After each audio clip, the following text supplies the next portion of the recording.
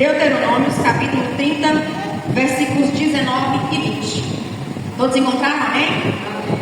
Então vamos lá. Os céus e a terra tomam hoje por testemunhas contra ti, que tenho proposto a vida e a morte, a bênção e a maldição.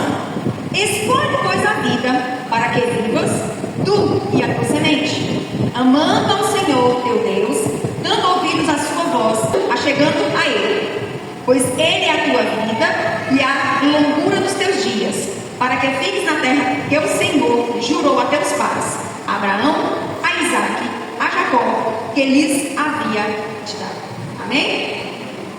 Como a gente já vem numa sequência de estudos, e qual é o nosso tema que a gente já vem abordando há um tempo atrás? Sobre escolhas. A gente falou lá em Provérbios e a gente falou das escolhas, da questão do pensamento, das atitudes e dos valores que a gente tem. Hoje a gente vai trazer um pouco de exemplos práticos da questão das escolhas. A gente já sabe que Deus nos criou com uma coisa chamada livre-arbítrio. O livre-arbítrio não é nada mais, nada menos do que a minha possibilidade ou o meu direito de escolher. Tenho opções e eu tenho o direito de escolhas. Lembrando que cada escolha, ela tem suas consequências. E você é hoje pelas consequências das escolhas que você fez no passado. E você vai ser o resultado das consequências das escolhas que vocês fizerem, ou nós fizermos hoje. E nós vamos falar muito da questão em relação ao nosso Deus. O amar e o obedecer a Ele também é uma escolha. Porque quando você aceita Jesus e para seguir os princípios que a Bíblia diz, é uma escolha sua, obedecer. E é uma escolha sua também amar. Porque Deus já nos ama, porque Ele já é amor e Ele já nos ama também, porque foi Ele que nos fez. Agora é decisão nossa se a gente o ama e se a gente o obedece. Quando a gente coloca em relação às nossas escolhas, tem dois versículos que eu acho interessante.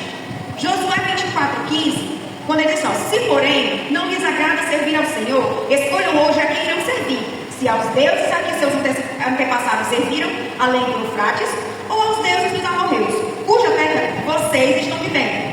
Mas eu e a minha família serviremos ao Senhor. Quando Josué declarou isso, ele disse: olha, aqui vocês vão ter que tomar uma decisão. Ou vão servir a Deus, ou vocês vão servir aos outros deuses.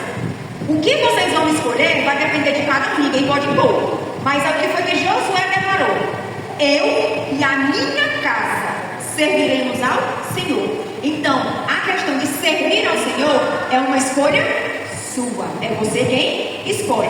E vamos lá em Mateus 6:24, diz assim: ninguém pode servir a dois senhores, pois odiará um e amará ao outro. Se dedicará a um e desprezará ao outro. Vocês não podem servir a Deus e ao dinheiro. Quando a gente fala em relação a servir ao Senhor, não existe servir ao Senhor em cima do muro. Ou você serve integralmente, ou você simplesmente vai dar para o outro lado. O que a Bíblia fala em relação ao morno? Que Deus vai vomitar. Ou é quente ou é frio. O morno não existe. Em cima do muro não tem essa vez. E aí a questão que coloca na Bíblia é: você vai servir a quem? Porque não tem como você dizer que ama a Deus, serve a Deus, mas vai praticando coisas lá do mundo. Ah, tem como servir a dois senhores? Não tem. Então o que a Bíblia coloca: decida para onde você quer servir, ou a quem você quer servir. Porque os dois não tem como. Porque ou você vai amar mais um e vai desprezar o outro. Vai se empenhar em um e vai desprezar o outro. Por isso que a gente sempre fala em relação às nossas escolhas, na questão de servir na casa do Senhor. Teve um tempo, eu digo questões pessoais mesmo, teve um tempo que eu focava muito em coisas ali, era trabalho, era estudo, era isso, e às vezes eu deixava muito a casa do Senhor de lado, porque eu colocava prioridade no meu secular, nos meus afazeres. E aí o que acontece? As consequências das minhas escolhas chegaram até mim. E aí a questão é: tome muito cuidado com as escolhas que você faz, porque as consequências delas vão chegar. E aí na questão do servir ao Senhor não tem o meio termo. Ou serve ou não serve. E aí a gente tem que tomar a decisão para a nossa vida, o que vamos fazer. Quando a gente coloca em relação aos exemplos, que foi o que eu disse que a gente vai estudar a questão de exemplos. O primeiro exemplo que nós vamos trazer hoje é logo do primeiro casal que a Bíblia coloca: Adão e Eva. Eles tinham as escolhas, tinham Ou eles eram obrigados a obedecer? Não. Porque Deus criou o homem, assim, mais de semelhança. Depois ele criou a mulher, colocou tudo num jardim. E aí no final da tarde ele tinha comunhão com Deus. Só que Deus, ele é interessante. Ele colocou uma regra. E o que eu acho interessante é que ele não colocou os 10 mandamentos. Ele colocou só uma regra. Ele diz, ó, tu pode comer dos frutos que estão aqui, exceto da árvore, daquela árvore específica. Ele tinha liberado todo o jardim, mas ele proibiu um. O problema estava no fruto? O problema estava na árvore?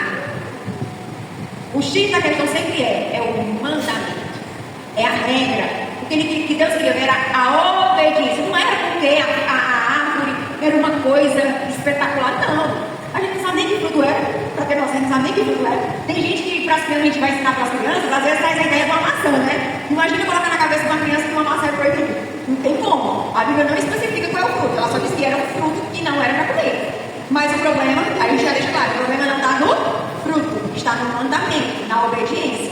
E o que acontece? Lá eles tinham uma opção de obedecer ou não. E a gente pode entender que na obediência, João 14:15 vai dizer: se vocês me amam, obedecerão os meus mandamentos.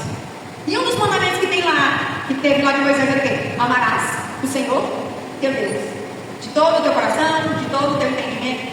Era uma regra básica, amar o Senhor teu Deus. E ele disse: se você me ama, se você ama a Deus, consequentemente você vai obedecer. Só que tem um detalhe, tem situações que Deus permite que a gente seja testado. Vai ter situações que ele assim, olha, eu te dei um determinado mandamento, mas aí eu vou permitir que você seja testado. Quando a gente coloca que tem um mandamento, não cobiçarás, e aí normalmente chega para o homem ou para a mulher, tu está num determinado local, o homem ou a mulher, e vê o sexo oposto lindo e maravilhoso ali, e aí você diz, eita, que a tentação agora veio. Agora a decisão é sua. É você que tem que decidir. Continua olhando? Quer testar teus limites? Ou você faz que nem José? Sai dali. É decisão sua. Mas voltando para a questão do Adão e Eva. Deus permitiu que a serpente chegasse até a Eva. Ele permitiu, porque Deus poderia muito bem não ter permitido, mas Deus permitiu que a serpente chegasse lá. Só que Satanás, ele é muito astuto. Quando ele quer te fazer errar, uma das coisas que ele faz, ele primeiro coloca dúvida no teu coração. Se você vê em Gênesis 3:1, ele diz assim: ora, a serpente era o mais astuto de todos os animais do campo que o Senhor, que Deus tinha feito, e perguntou à mulher: foi isso mesmo que Deus disse? Não comam de nenhuma das árvores do jardim? Deus tinha dito isso? Nenhuma? Deus não falou isso. Ele não colocou que não era para ser nenhuma das árvores. Ele permitiu, só tinha uma que não podia. Então ele já começou a implantar na cabeça da Eva a dúvida. Aí a outra estratégia dele, ele começa a colocar a desconfiança da ordem divina, você começa a questionar, e ele diz assim: olha, as consequências não é tudo isso que ele está dizendo, não. Por quê? Porque em Gênesis 3:4 ele vai dizer: então a serpente disse à mulher: certamente tu não vai morrer, não. Já colocou o quê? Uma desconfiança. Eu disse que tu ia morrer, mas será que tu vai? Vai nada. Se tu testar isso aqui, tu não vai ter essa consequência toda que ele está falando, não. E por final ele diz assim: abre só a curiosidade como? Gênesis 3:5. Porque Deus sabe que no dia que tu dele comeres, se abrirão os vossos olhos e sereis como Deus, sabendo o bem e o mal. Ou seja, ele atiça a curiosidade: tu não vai morrer, mas tu vai ter conhecimento. Ele atiça a curiosidade da Eva. Então, se a gente trazer em relação quando você vai ter que tomar uma decisão em sua vida, ele pode colocar essas estratégias. Primeiro Deus te diz: olha, tu não vais por aqui. Deus te determina de alguma forma, te orienta, tu não vai por este caminho. Aí Satanás vem no ouvido: será que tu não pode ir? Aí Deus diz: lá no final é morte. Não vai por esse caminho. Tu não vai morrer não, tu vai ter coisas interessantes. Começa a deturpar tudo que o Senhor falou. E aí ele começa a colocar em nossa mente, deturpando o que o Senhor nos disse para tomarmos a decisão errada. E se nós prestarmos atenção, tem coisas que a gente acha que é a nossa mente, mas pode ter certeza que tem coisas que é Satanás aqui, ó, utilizando a tua mente contra você mesmo. E aí você tem que tomar muito cuidado com aquilo que vem nos seus pensamentos, porque você acha que mas é Deus que está me orientando. Será? Porque se tem coisas que a palavra diz que aqueles caminhos levam à morte, e aí tu ainda vai testar,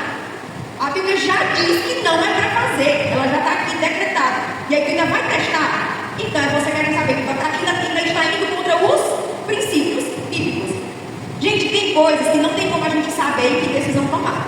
Mas tem coisas que a palavra ela é clara. Seguindo os princípios não tem como errar. Então a gente pode ver que em relação à questão da tentação, ele coloca a dúvida em relação à palavra de Deus, a desconfiança diante das suas promessas e uma curiosidade daquilo que é escondido, daquilo que é oculto. Olha as estratégias que Satanás faz para que nós tomemos decisões erradas. E Provérbios 14:12 vai dizer: há um caminho que ao homem lhe parece direito, mas o fim dele são os caminhos da morte.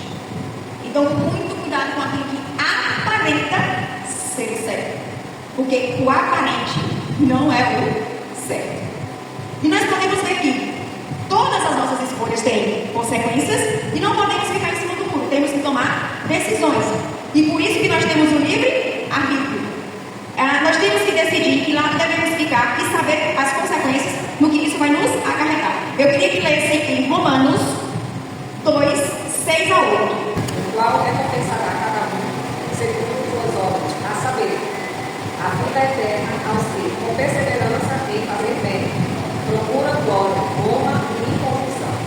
Mas a indignação e a ira aos que são contenciosos, desobedientes à verdade e obedientes à iniquidade. Vocês viram como é bem interessante? Ele colocou assim, ó, quando você faz o bem e você busca a honra, ele diz que a tua recompensa vai ter vida eterna. Mas aqueles que são egoístas, buscam os próprios interesses, rejeitam a verdade e seguem a injustiça, vai vir qual é a consequência? Ira e indignação. E a gente vê na questão de Adão e Eva. Eles tinham a escolha de obedecer, e tendo a obediência, estaria o quê? A vida espiritual, ali a comunhão com Deus, era o que eles tinham lá. Mas quando eles escolheram desobedecer, teve a consequência. Qual foi? Romanos 6:23 vai dizer: o salário do pecado é a morte, mas o dom gratuito de Deus é a vida eterna em Cristo Jesus nosso Senhor. Então, se Adão e Eva tivessem escolhido obedecer, ainda estariam em comunhão e vida eterna. Mas escolheram desobedecer. E aí a Bíblia coloca que trouxe o quê? A morte. A gente coloca a questão da morte física? Não, a gente fala muito da questão da morte espiritual. Porque nesse caso, sim, abriu-se o entendimento deles. E é exatamente onde coloca a questão do pecado.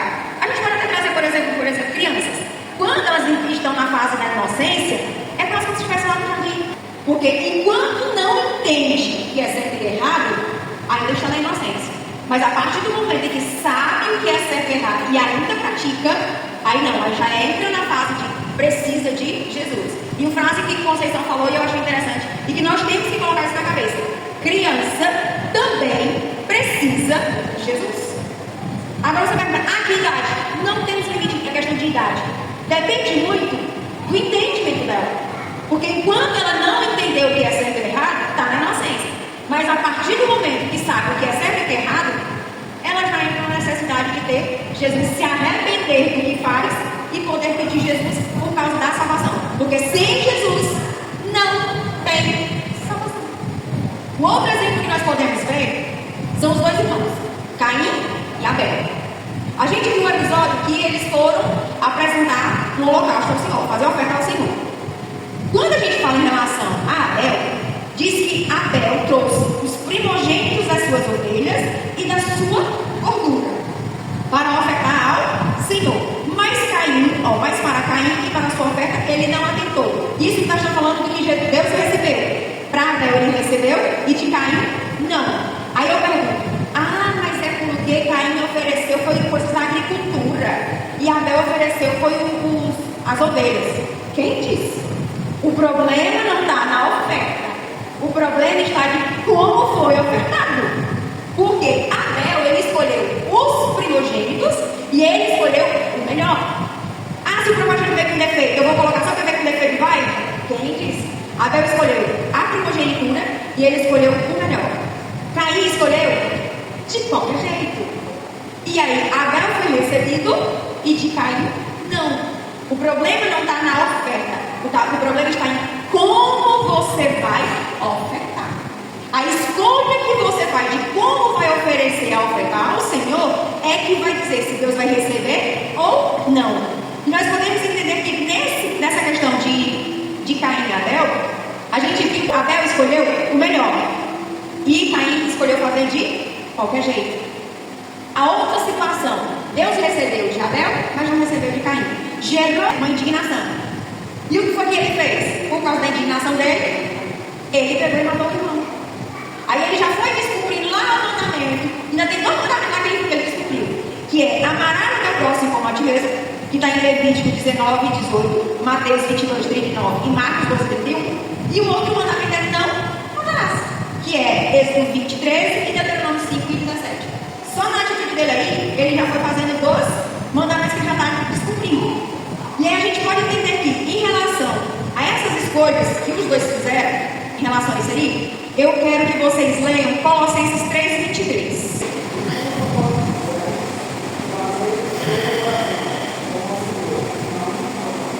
Está vendo aí? Fazei de todo o coração com qual? Senhor. Porque você não está fazendo para homens, você vai estar fazendo para Deus. Provérbios 3 e 9 vai dizer: honre o Senhor com as suas riquezas e com a sua primeira e melhor parte de tudo que você produzir. E Romanos 12, 1 vai dizer: ofereçam o seu corpo como sacrifício vivo, santo e agradável a Deus. Este é o culto racional de vocês. Nesses três textos que a gente leu, a gente pode tirar três coisas. Primeiro, nós temos que fazer de todo o coração, ou seja, uma dedicação total. Se você for fazer alguma coisa, faça o melhor. Ah, mas eu vou fazer só se for na igreja? Não. O que você está querendo assim, se tu for se propor para fazer alguma coisa, faz com zelo, faz com esmero e deixa assim, ó, no brinco. Ele diz, ó, faça como se você estivesse aqui, ó, apresentando ao Senhor. Você está fazendo para homens, porque quando você é uma pessoa zelosa e você faz tudo com capricho, pode ter certeza que onde você estiver, você vai ser a diferença. E quando ele coloca também outro ensinamento que a gente pode ver, é que ele diz que as primícias é o melhor e o primeiro. Não somente o melhor, mas que seja o primeiro. Quando você for fazer as coisas para o Senhor, tire primeiro para Ele. Se é para o seu tempo, é para Ele.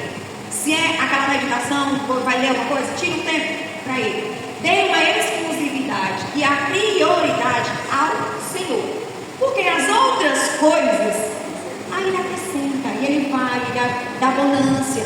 E as necessidades são supridas, mas tu tens que dar o melhor, mas também tem que ser as primícias. É o primeiro. Em relação à entrega total, que foi do versículo de Romanos 12, 1, ele fala do nosso corpo, da nossa vida, como uma oferta pura e sincera. Não adianta tu dizer com essas palavras: ah, eu sirvo a Deus, e aí tua vida está toda desviada. Ah, eu sirvo ao Senhor, mas tu é um péssimo exemplo lá na tua vizinhança. Ah, eu sirvo ao Senhor, mas quando a pessoa olha para ti, eu não quero ser esse crente aí não. Ah, servir a Deus para ser desse jeito aí, quero não. E aí o que a Bíblia diz? É o seu corpo, é a sua vida que ela tem que ser ofertada ao Senhor. Por isso que também a gente fala na questão até da roupa que a gente veste. Até a forma como a gente veste é observada lá no mundo. Porque se você vê uma mulher cristã e aí vai usar umas roupas muito indecentes, a pessoa diz assim: gente, isso não é postura de mulher cristã. Isso não é não só de comportamento, mas até mesmo de vestimento. Então a gente tem que se policiar muito até no vestir e no falar, no se comportar. O cristão, ele tem que observar a vida por completo. Por isso ele fala das escolhas do quê? Pensamentos, atitudes, valores, porque o Senhor lhe quer que a nossa vida é completa. E nós podemos ver um outro exemplo é Noé. Noé, ele habitava numa população que já estava bem corrompida. E o negócio estava tão feio que Deus falou assim: ó, não dá não. Aqui já tá demais, o pecado já está incomodando. No linguagem nossa, né? Aqui, ó, tá fedendo demais. Vou exterminar. E aí ele encontrou quem? A família de Noé. E quando o Senhor falou: olha, eu vou exterminar isso aqui, mas tu tem que fazer uma arca. Tu imagina aí Noé começar a construir um barco enorme por uma coisa lá que era que eles diziam de colocar animais, porque vinha de novo, se coisa que chuva lá não era nem frequente. Era coisa de quê? Gente doido. Mas ele aceitou o desafio e obedeceu, mesmo podendo ser taxado de louco, de doido. E nós, como cristãos, se for obedecer, nós somos considerados anticristo. quadros. Gente, vocês já são, ó, das regras antigas, ó. A sociedade já mudou. Vai com essa. Vai. Segue a moda para tu ver se tu não vai pro inferno. Tem que tomar muito cuidado. Não vá seguir a um dia não vá seguir a modinha não. Vamos lá. Noé escolheu em relação à obediência. E aqueles que não creram no que ele estava falando, aconteceu o quê? Por Noé ser obediente, teve ele e a sua família foram salvas. Eles sobreviveram, tiveram vida. Mas aqueles que não ouviram o que ele pregou, o que ele anunciou, teve a morte. E a gente pode ver da seguinte forma. Deuteronômio 8 vai dizer: guarde e siga todos os mandamentos que hoje lhe dou, para que vocês vivam, multipliquem-se, andem e tomem posse da terra que o Senhor prometeu sob o juramento aos seus antepassados. Quando você obedece o que Deus te manda, Ele diz que tu tem vida. Tu vai prosseguir, tu vai andar e tu ainda vai conquistar aquilo que o Senhor te prometeu. E aí a gente traz o exemplo de Noé, e por causa da sua obediência, tanto a sua família que foi salva, e por causa da família dele, é que nós chegamos até hoje. Por isso nós estamos aqui, por causa lá da obediência de Noé. E você sabia que tem coisas que você escolhe hoje obedecer, e as consequências vai chegar na tua descendência. E a gente vai ter outros exemplos na Bíblia que por causa de uma escolha, por causa de uma obediência, chegou até a descendência. E quem é esse personagem que nós vamos falar? Abraão. Porque Abraão, ele foi chamado por Deus, dizendo assim, ó, sai da tua terra, do meio da tua parentela, para uma terra que eu vou te mostrar. E de ti eu farei uma grande nação. Toda vez que eu falo de Abraão, eu acho interessante dele, porque assim, Deus não chegou falando para Abraão todo o plano. Olha, tu vai sair, tu vai percorrer por isso aqui, tu vai passar por isso aqui, eu vou te ajudar nisso aqui. E aí, não. Por que ele é considerado pai da fé? Porque ele foi corajoso. Olha o que Deus falou para ele: sai da tua terra, do meio da tua parada, para uma terra que eu vou te mostrar. Ele nem disse o que era. Ele disse: é para uma terra que eu vou te mostrar. E a questão é: se ele obedecesse, ele disse: ó, de ti farei uma grande nação. A pergunta é: se eu chegasse para ti hoje, abandona tudo que tu tem e vai fazer a minha obra, ou deixa tudo e me segue, como aconteceu com alguns discípulos? Gente, é você crer mesmo que Deus vai suprir. Porque quando ele falou isso para Abraão, ele não falou a trajetória, ele só chamou. E aí a questão é: quando nós temos essas questões que quando Deus nos chama, você tem que ter convicção do Deus a quem você serve. Porque ele chama, ele capacita e ele supre. Mas também depende de você. E aí tua fé, tenha coragem de seguir e ser sustentado por ele. Vamos lá. Quando a gente fala em relação a Abraão, primeiro a gente colocou sobre as promessas. Porque Deus falou que ia fazer dele uma grande nação. Se a gente vê em Salmo 127:3, ele diz que os filhos são a herança do Senhor e uma recompensa que ele dá. Hoje a gente sabe que ter filho não é uma tarefa fácil. A gente diz que os filhos são a herança do Senhor, mas na sociedade que nós estamos hoje, para ser pai e estar dentro do que a Bíblia diz, é muito complicado.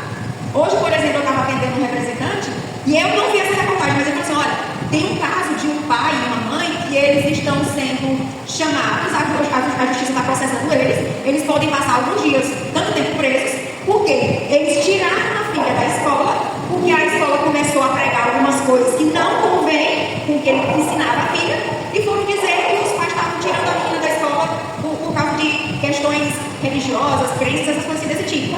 Hoje, por exemplo, quando nossos filhos chegarem nessas determinadas situações, e aí? Como é que a gente vai enfrentar? Porque existe a liberdade religiosa, a liberdade de pensamento, mas quando chega em alguns pontos, o evangelho, ele está começando a ser visto de outra forma. Porque antes você podia professar livremente. Hoje é diferente. E na geração que nós temos dessas crianças hoje, colocar uma criança para dar nos ensinamentos do Senhor, é você ter muita coragem. Porque quando chegar nessa situação, você vai enfrentar. Você vai ter coragem de dizer: olha, aqui foi aprendido que a Bíblia é assim, assim, assim, e vai ser cumprido aqui na minha casa, vai ser dessa forma, porque nós cremos desse jeito. Correndo o risco de ser preso, como aqueles pais estão correndo o risco. Então, colocar filho é uma herança do Senhor, sim, mas também é uma grande responsabilidade. Não pode colocar filho por colocar, porque tem que saber que ela na vida, ela também precisa de Jesus e precisa de você, como pai e mãe, ser o responsável de orientar essa criança nos caminhos do Senhor. Porque quando ela crescer, ela vai ter que tomar a decisão dela.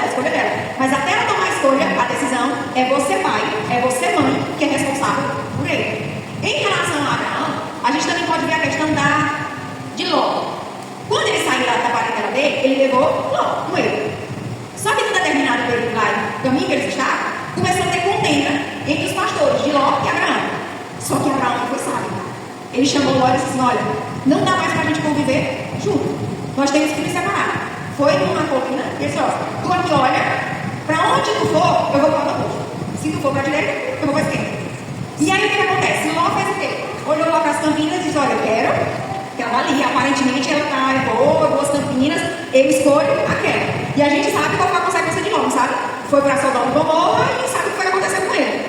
E aí onde entra a questão das nossas escolhas, que a gente não pode escolher pelas aparências. Muito cuidado com as aparências.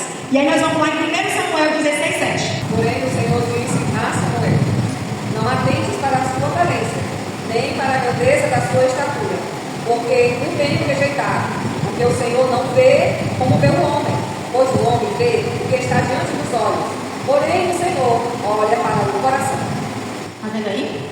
Deus não olha para a aparência, não. Ele olha para o coração. Ele quer saber o teu interior. Agora, a gente, normalmente, quando vai escolher, a gente olha mais para a aparência. Eu lembro muito bem que quando eu fui casada, o pai deu alguns conselhos. E aí, a questão dele diz, olha, não vai olhar para o físico. Porque o físico vai envelhecer. O físico vai mudar. Tanto você quanto o rapaz, os dois vão mudar. Uma coisa vai ser passageira. Agora, o caráter, o que a pessoa tem de valor, é o que vai permanecer. Aquilo ele vai levar para a vida inteira. Então, o conselho em relação às escolhas, muito cuidado. Porque a escolha de um casamento é você que faz. Mas não olhe pela aparência. Como diz, a aparência ela muda com o tempo. Mas o caráter, o que a pessoa aprendeu, o que ele foi ensinado, como ele procede dentro da casa dele, na família dele, você tem que observar. Porque o que ele vai ser quando casar com você. Às vezes pode até demorar um pouquinho, mas a gente releva. Deixa de mão. Mas pelo menos olha o que dá hoje, para você poder analisar quando você for escolher. Não escolha pela aparência. Por isso que a gente sempre diz, quando for casar, pede a orientação do Senhor. Porque o Senhor conhece o íntimo. A gente já tem N exemplos de rapazes que tem lá no mundo, se engraçam com uma moça da igreja. Aí quando ele sabe que ela não pode namorar no mundo, aí eu aceitei Jesus. E aí começa a dar em cima da irmãzinha, e aí vai. A irmã cai na conversa, e aí vai querer começar a colocar práticas do mundo. E não me vinha com essa que eu vou lá e converter ele. Vai. É mais fácil tu ir para lá. Porque na maioria das vezes é o que acontece. Então, não teste. O que você tem que fazer é, tem uma pessoa em vista? Joelho. Porque aquilo que está incorreto, o Senhor revela. E se for o seu, não se preocupe, que vai acontecer. Mas precisa do joelho. Porque é o Senhor que conhece o coração. É o Senhor que conhece as intenções.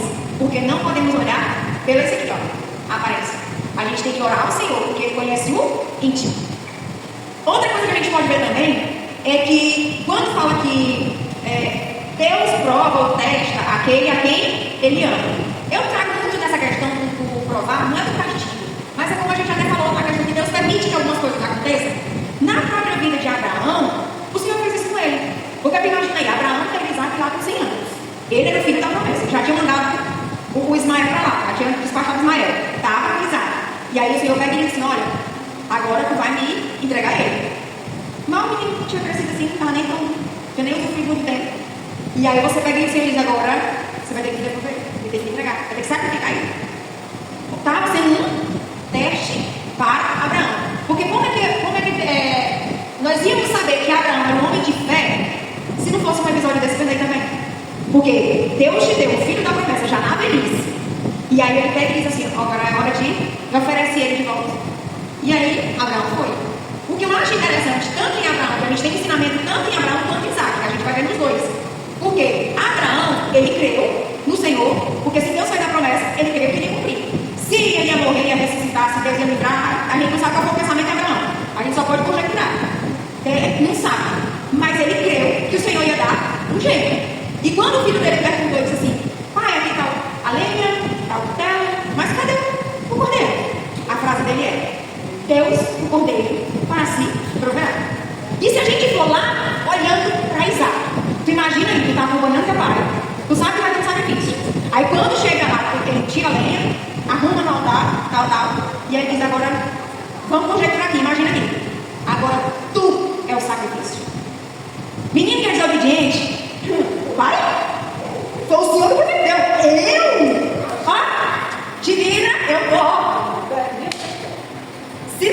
que teu pai vai oferecer a tua vida ao teu Deus, tu ia, se a gente olhando para o filho desobediente, tu ia ficar. Agora eu tenho certeza que Isaac foi criado com os ensinamentos. Ele foi criado pelos ensinamentos do pai dele, dizendo que quem era Deus é quem Abraão sabia. E se a Bíblia não coloca que Isaac tentou fugir nem que disse nada, a gente subentende que ele foi obediente. Aquela questão é, se Deus mandou, vamos obedecer. Porque a gente pode ver a atitude tanto de Abraão, de obediência e fé, como do próprio Isaac em ser ofertado. Porque a Bíblia coloca que ele estava lá. E o pai dele foi preparado para fazer. Quando o anjo gravou, era no momento que ele já ia fazer o sacrifício. Então você subentende que tanto Abraão quanto Isaac, eles tiveram fé no Deus em que eles estavam crendo. Ou se iam livrar, se iam necessitar, a gente não sabe o que passa na cabeça deles e também não dá aqui para a gente dizer. Quem não vai dizer que a Bíblia não diz isso.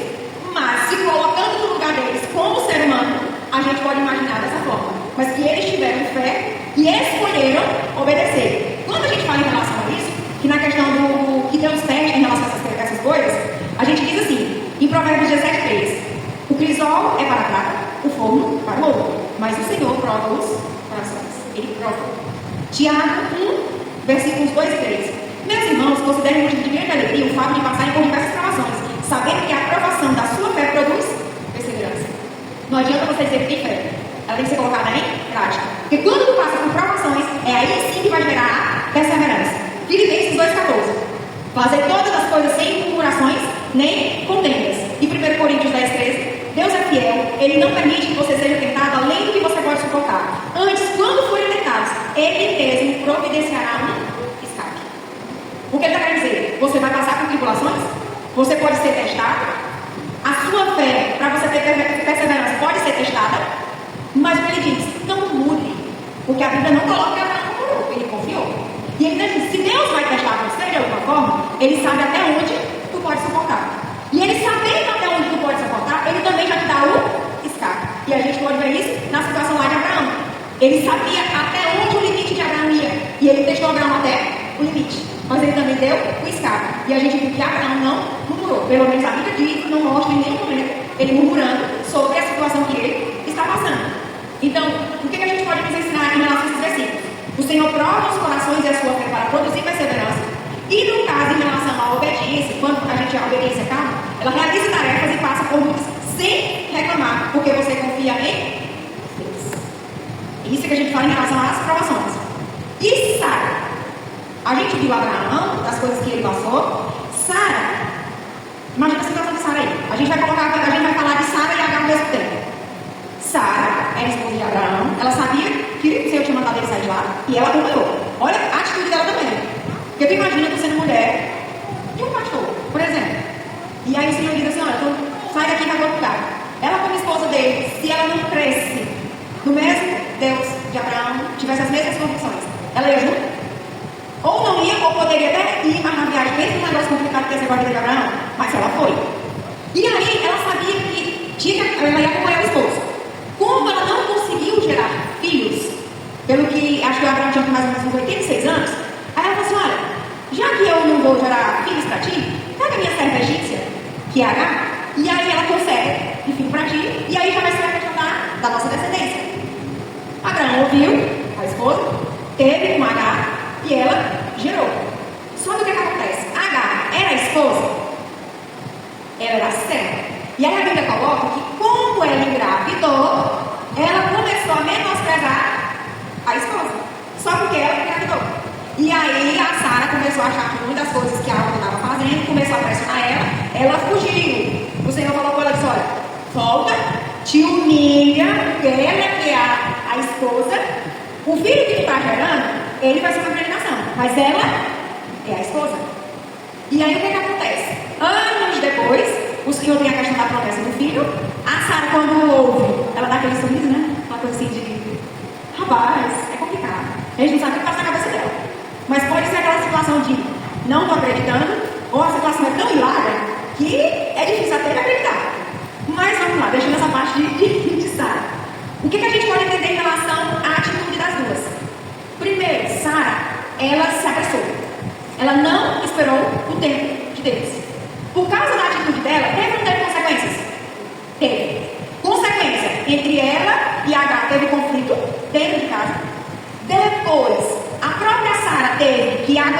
coisas do sofrimento em relação a Agar com ela, e quando o filho dela nasceu, o próprio filho da Agar começou também a criticar o filho dela, ou seja, mais um conflito aí que uma mãe teve que enfrentar, da concubina ali enchendo o saco dela. E, por final, os dois irmãos são duas gerações que até hoje brigam. São duas gerações que até hoje brigam. E tudo consequência de quem? Da escolha de Sara. Porque não esperou o tempo de Deus. E na questão de Agar, se ela fosse uma serva submissa, poderia-se até pensar que ela poderia estar lhe servindo, né? Mas como tinha tanto ela quanto o filho dela, você viu a atitude da mãe e do filho da soberba que tinha, né? Porque diz que ela criticou Sara e Ismael criticava Isaac. Por causa da atitude dela, o que foi que aconteceu com ela e o filho dela? Abraão teve que despachar. Teve que, ó, você vai ser uma grande nação, mas você vai. Porque o filho da promessa não é você. O filho da promessa é o outro. Abraão, quando recebeu o pedido da esposa, ele até disse assim: ó, mas é o filho, né? É complicado. E aí o Senhor falou para ele: olha, despacha. Ele não é o filho da promessa. O teu é que é. E aí a gente pode ver tanto as consequências para Sara quanto as consequências para Agar, tudo por causa da questão das escolhas, das atitudes que faz. A gente pode colocar em Eclesiastes 3:1: para cada coisa há um tempo, e um tempo para todo propósito debaixo do céu. Se não aconteceu ainda, ou é porque não é para mim, ou porque não é Deus. Porque se o que você está pedindo não cumpre o propósito de Deus na sua vida, ele não vai vir. E se você tentar ainda querer, aí fica as consequências.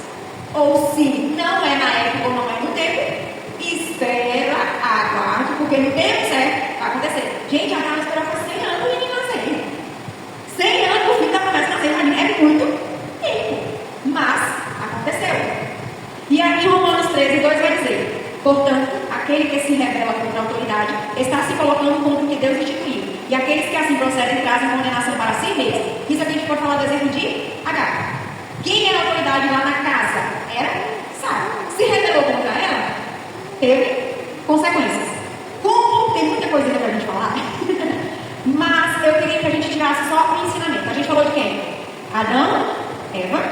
A gente falou de Caim e Abel. A família de Noé, Abraão, Isaac e Sara e Agar. Vocês já viram que tem exemplos de obediência e desobediência?